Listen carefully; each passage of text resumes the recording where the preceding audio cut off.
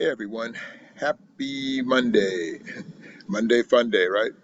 Um, let's see, we are a couple weeks away from the end of the semester, so that's pretty exciting. Um, and I first want to just tell you how much I appreciate the effort that many of you, or most of you, actually put into this.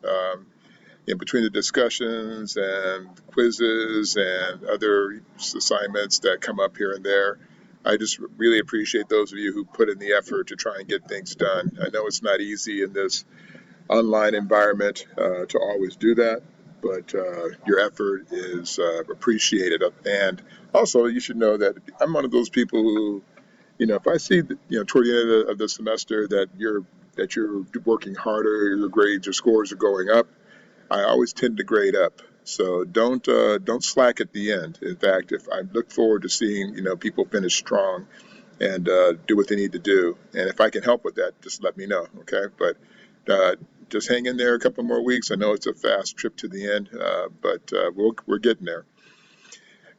Today we're in Chapter 9, and Chapter 9 is really has a lot to do with all of you and how you sort of figure out where you are in the world of media and how the media goes about communicating with you information. And you remember at the very beginning of the semester when we talked about the different types of power, and I defined power as the ability to influence. And but there's not a greater influencer in your life than the media.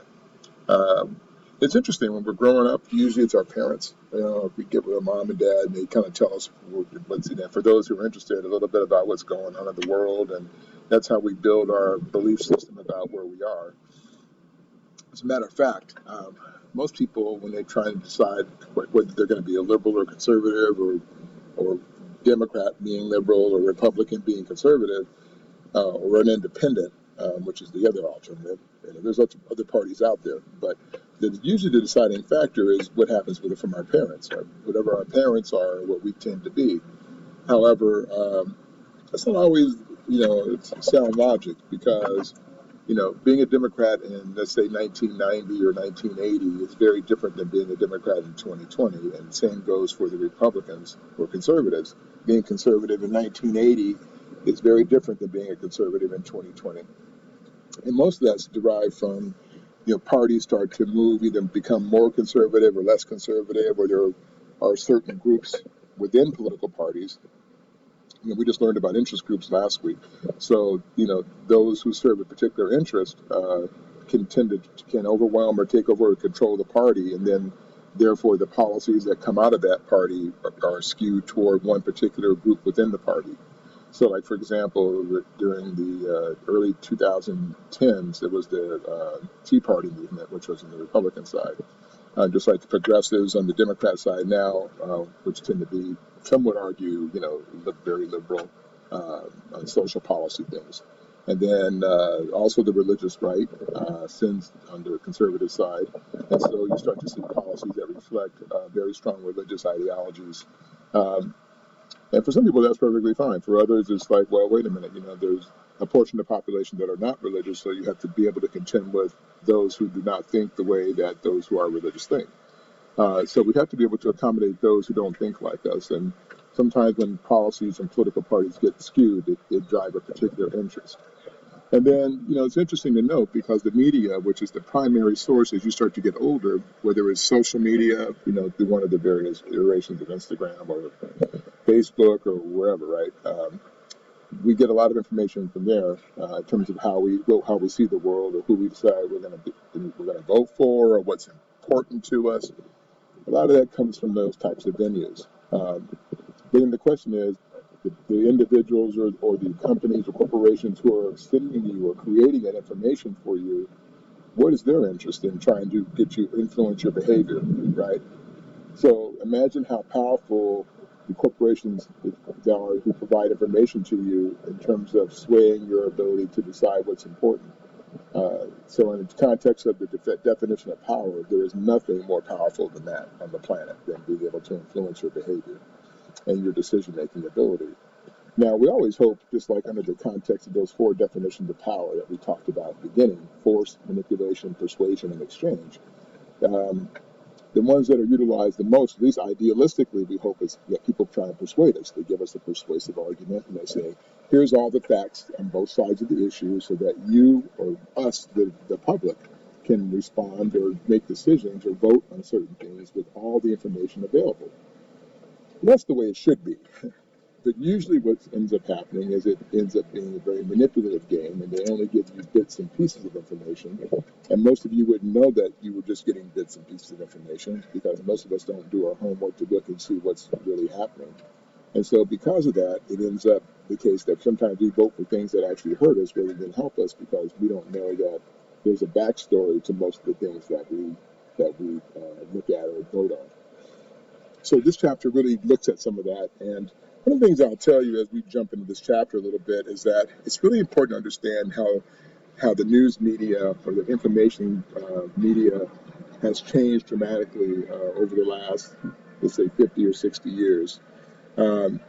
News used to be a public service, meaning that there was no ratings game. It wasn't a money maker for corporations. It was really to provide information to society, to the general public, about the things that are relevant in your life. And so whether you watched ABC, NBC, or CBS, which were the big three networks back in the day, basically just a matter of which news anchor you happen to like more than the other. And it was a very powerful time because at the time, back say in the 60s and 70s, you got several hours of news every night. And now that's been condensed down to almost nothing. Half an hour here, half an hour there, maybe an hour. But before, there was people in the 60s and 70s were very much informed in a way that people today aren't. Even though we have avenues of social media that allow for instant information and all kinds of millions of bits of data that are published every moment for us to see, in terms of being informed, things have changed dramatically. And one of the things that's changed that is just how journalism has changed over the years, particularly TV news journalism. And one thing that was the catalyst for change for all of that was this show 60 Minutes, which still comes on Sunday evenings. It was so popular, it'd been around for 50, 60 years, maybe even longer. And it got to be so popular in the 1980s that it became a profit center for the news media. And so what they did was they started basically saying, hey, well, we can make money on the news, so let's do that. Well, that forever changed the news media from what it was supposed to be, which was a public service, into something that was based on ratings. And so in order to get ratings for the news, then they had to start giving people more, I'm going to use the word BS, or junk stuff, that people would watch to get them engaged in the news. So if you looked at news media 30, 40, 50 years ago, it was real news that you got most of the time. And a little bit of, hey, here's a new baby seal born at SeaWorld, but you didn't get a lot of that. Now most of it's comprised of, I call it the National Enquirer crap, and not so much real news anymore. And that the fact that people who are giving it to you really aren't even, are not even many of them are real journalists anymore in the context of the famous journalists of old, meaning the people like Barbara Walters, Diane Sawyer, Dan Rather, Walter Cronkite, Peter Jennings, Edward R. Morrow, who you'll see a little clip on at the end of this, one of the greatest newsmen of the 20th century, and most people don't even know who he is. And these people basically they took it upon themselves to make it their ethics and moral compass to disseminate information to the public. No matter what side of the political aisle it was on, their job was to try and make sure that they had an informed citizenry in this country. And now it's just about, they don't put anybody on the news. And as a matter of fact, it's funny, whenever I'm watching the news, and whether you're looking at CNN or Fox News or MSNBC or whatever, it's rare that the people that they have on there, particularly the ones that people revere, are not even people who are qualified political scientists, for example. They're just communications people who then have an opinion about an issue. And then what happens is the general public thinks of them as being the experts, but they're not the experts. And so I have been fortunate that I've been able to be on television news and try and provide information to try and make, educate the population. But here in San Diego, even in Imperial Valley. But the fact is that people are much more happy with the, you know, whoever the new actor on Twilight was, or the Playboy Playmate of the Year, or whoever, but much more than they were about the idea of really learning about issues that were relevant to their lives. So I would get 5 minutes on the news, and they'd give something really silly or not essential, 20 minutes, and that's the world we find ourselves in today, where it's more about entertainment and less about real news. And I used to get in constant arguments with them about this stuff and say, hey, it's not. Sometimes you have to give people what they need, not what they want. And I would add to that. And besides that, you taught them to want the junk stuff. You didn't teach them to want the serious stuff. You taught them to want the junk. And that has changed how news media has developed in the 21st century. So we have to do a better job of making sure the information we get is reliable information, so you can make better decisions. And it's tougher than ever, as I said earlier, because there are millions of bits of data and information, and you have to decide what part of it's real and what part of it is not. That's why in our modules, in my what I call the newsroom, there's a whole series of news sources there, and I try to find the ones that are very apolitical or that are respectable for you to be able to pick from. And I'm tough about some because they're not as reliable, or they're more people who are operating with their own personal bias more than others. But anyhow, let's jump in this a little bit and discuss some of these sort of general issues and themes. Okay. Um, so again, when we talk about media, we're really talking about the types of information that are provided to all of us, how we get information about, and the mechanism or entities that give it to us. And remember, all those entities have a vested interest in getting you to watch, because here's what happens: the more popular their shows are, then when they sell ad time for the commercials in between the segments, they can charge a lot more money for those segments. So the more they can entice you to watch, the more popular they become, but then the more money they make. It's like on YouTube, for example. If the person's got a million followers, then we can sell ad time on YouTube and make a lot of money. That's how some of the people who've gotten rich on YouTube have gotten there, just by virtue of being able to have enough followers to make them worthy of commercial sponsors sponsoring them, so that they can have their products seen by the millions of people who support those people. Pretty slick, right? Yeah. Um, and so, in terms of like where we get our information from, of course, we get it from lots of different sources. Yes, websites, all types. Most of it's digital these days, and so that changes a lot, as I said, because there's tons of ways to be able to dump just what I call info dump to you, where they just put all this information out, random information, to be able to just have you say, hey, it's all there, but then you have to figure out where to find the information you need in that. Of course, reporting, as you understand, and I'm sure you know, was when the journalists or the people who are going out to look on the issue go out and do their fact finding, to try and find information. Do they seek the truth? Yeah, sometimes they do. But sometimes they seek the truth, and if they don't like the truth, then they'll manipulate the truth so that it doesn't look like what it's supposed to look like. Just depends on what's in it for them a lot of the times. Uh, and of course, journalists, again, they call them professional communicators here on this particular slide. And yeah, some of them are really good at it, being able to say what they need to say, but a lot of them aren't qualified professionals in those fields.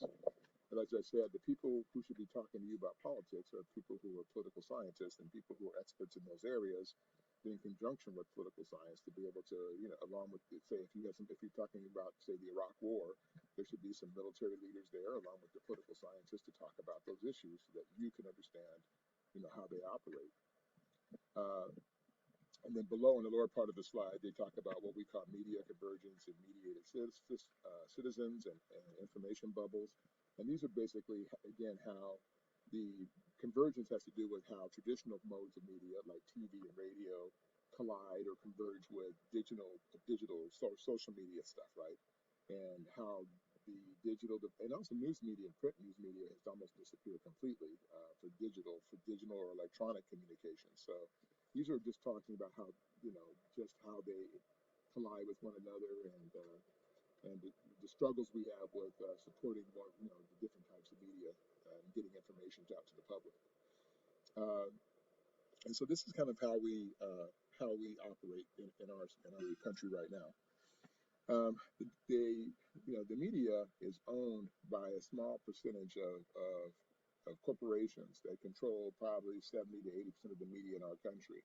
Uh, and that's not so much necessarily a bad thing if they had ethical, moral, very guidance that drove their ability to provide information to us. But again, it's about the money, not about the issues. So don't ever forget that when you're watching even news media today, that it's what they show you, how much they show you is important. It's almost like in the old newspapers, for example, the stuff that ends up on the front page we think of as natural and quite naturally as being more important, and the stuff that's on the back page as being less important. And so consequently, it doesn't mean, by the way, that the back page stuff is not as important. But if the newspaper is slanted toward one ideology or another, so for example, if you had a conservative newspaper that was trying to, minimize the Democratic issues, and they would put stuff on the back page, and vice versa. If a liberal newspaper was trying to minimize what the conservatives thought, they might put it on page 10 instead of page 1. And then because of that, we as people naturally will say, well, whatever's on the first pages or two, we look at. It's almost the same, and I'll use a good example when you look at Google, right? When you Google something, most of us look at the answers to their question on page 1, maybe page 2. But how many of you get past page 1 or 2? But here's what you don't realize. The people who are at page 1, or the people who get the hits at the top of the list when you Google something, they pay to be there. You don't get to hit Google and be at the top of page 1 unless you pay a lot of money to be at the top of page 1. So be aware of that when you're looking at stuff, most of us don't even get past page 1 or 2 when we Google stuff, even though there could be hundreds of pages behind that could have relevant information. Uh, yes, the people who were charged with providing news were considered the gatekeepers of democracy in some ways. They were the ones, again, because of the democratic system, we have to have information to be able to vote on things wisely.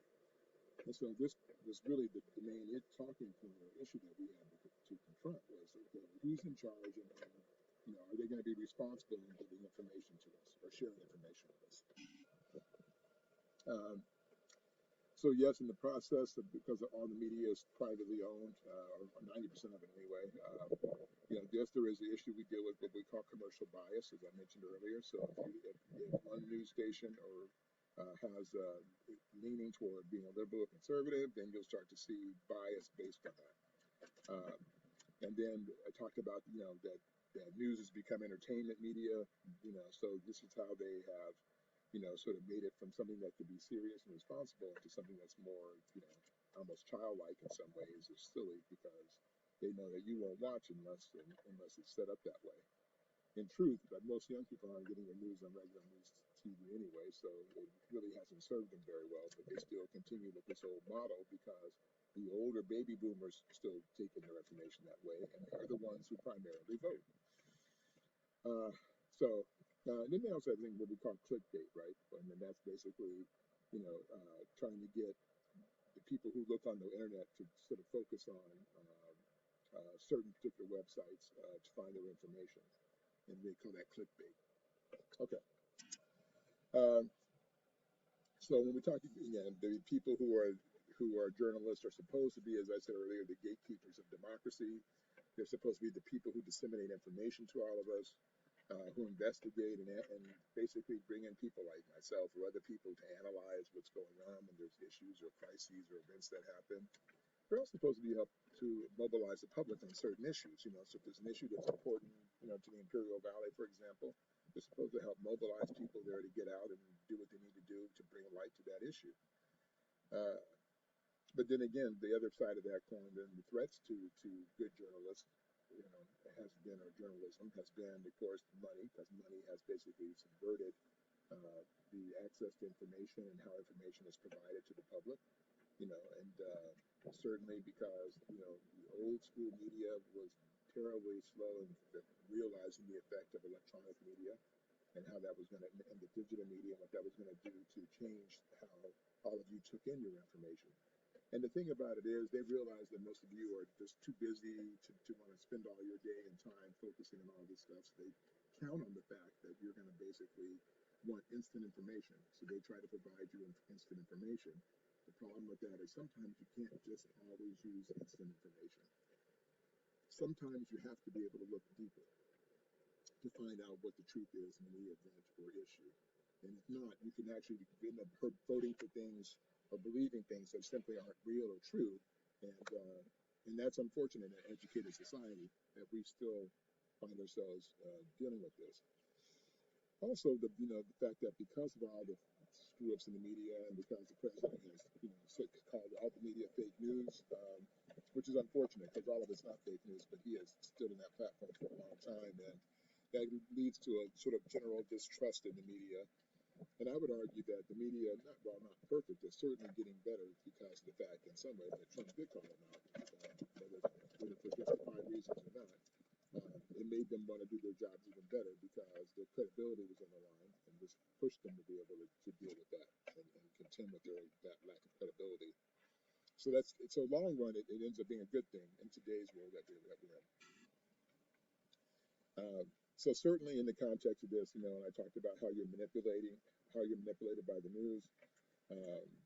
And certainly they go about the process of, setting the agenda. So in other words, they dictate to you what's important. Again, if it winds up on page one or on the front of some digital media, then you think of that as being most important. Also, how they go about, creating public perception of a story, so they frame it the way that works, so they know that you're going to be able to sort of believe about that particular issue. Uh, they also know that people like what I call blood in the water, chum in the water. So if there's some scandalous thing going on, like dun dun dun dun, then people want to, jump on the most stupid, silly stuff. That's why people watch Jerry Springer and all of these silly shows that people make doing the most silly, embarrassing things, or read the National Enquirer because anything that sounds scandalous, people will watch or buy, and then they make a lot of money on your minds, reading scandalous issues. Uh, so this is some of the things that we kind of look at, along with things like horse race journalism, of course, that is sound bites. This is how most of us get our information when public figures sort of, basically whatever they say is kind of repeated in snippets on the news. That's what they call by sound bites. So these are just different avenues of how they utilized the political narrative to serve their interest. And then, there was a point back in the day when, and this goes back to the days of Richard Nixon in the late 60s, early 70s, where, of course, it was a tumultuous period in history. Of course, you had the Vietnam War that was raging, civil rights movement, women's movements, there's a lot going on. And so Nixon really tried to tighten up the control of information, tried to make it difficult to access the people in Congress or other politicians for information. They constructed a very sort of complicated, or here used to go here, elaborate communication bureaucracy, so it's hard to get information out, or sometimes also in to the White House. Sometimes they would bypass the press corps of the White House, which is also there to try to provide information on what the White House, the president, is thinking or doing. These are and of course, sound bites and leaks. This is all ways that they have tried to influence or block information from being disseminated to the general public.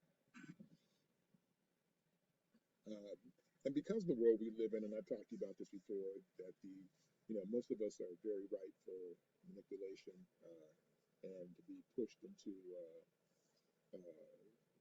heavily influenced by those who are looking for profit, not for being able for us to make good political decisions.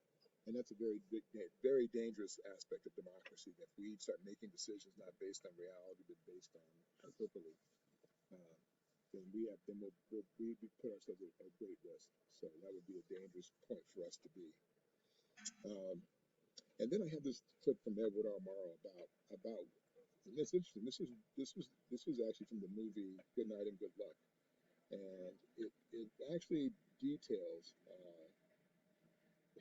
This is 1968, and it goes. I mean, excuse me, 1958.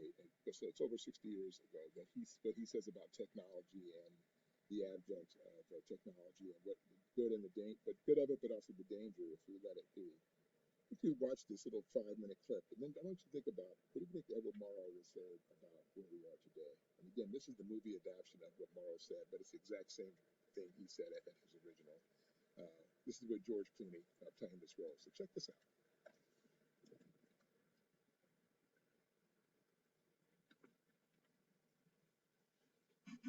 In 1935, Ed Murrow began his career with CBS. When World War II broke out, it was his voice that brought the Battle of Britain home to us through his This Is London radio series. He started with us all, many of us here tonight, when television was in its infancy with the news documentary show See It Now. He threw stones at giants. Segregation, exploitation of migrant workers, apartheid, J. Edgar Hoover, not the least of which his historical fight with Senator McCarthy. He is the host of our enormously popular show Person to Person, and tonight he is here with his son Casey, wife Janet, and all of you who he's worked with, inspired, lectured, and taught. Ladies and gentlemen, the Radio Television News Directors Association and Foundation welcomes Mr. Edward R. Morrow.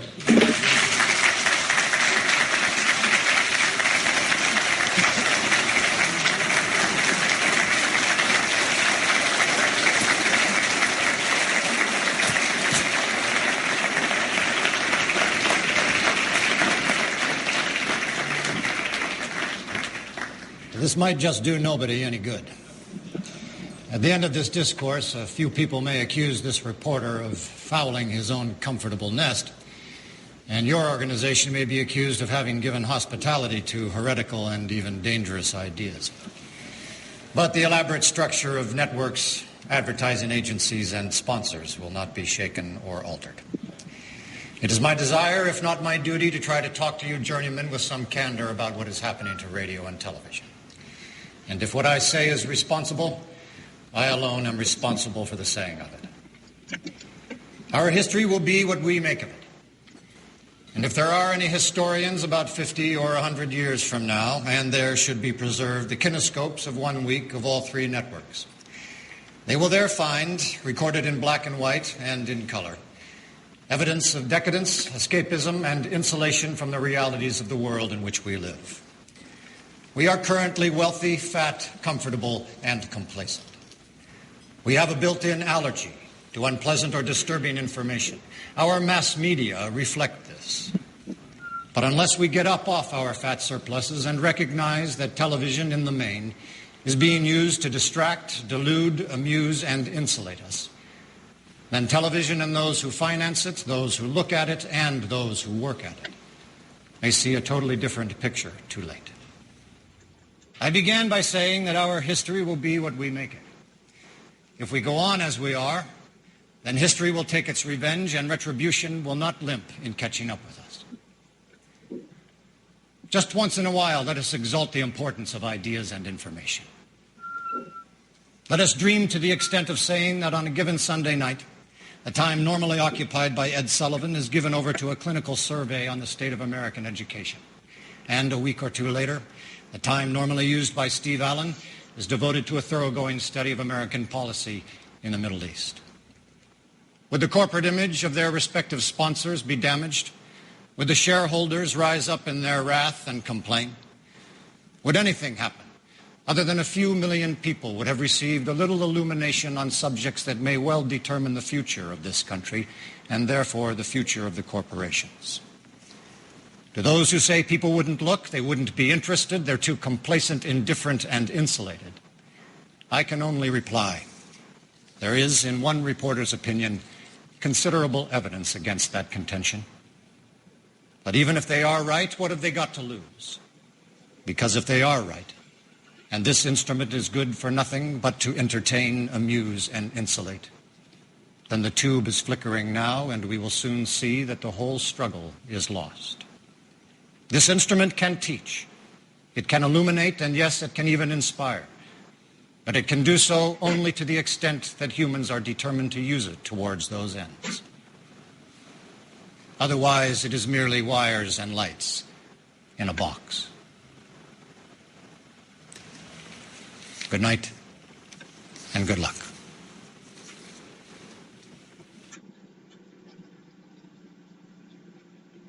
Now, it's interesting because even though he's talking about television you could take this and extrapolate it into the world of what we call social media today.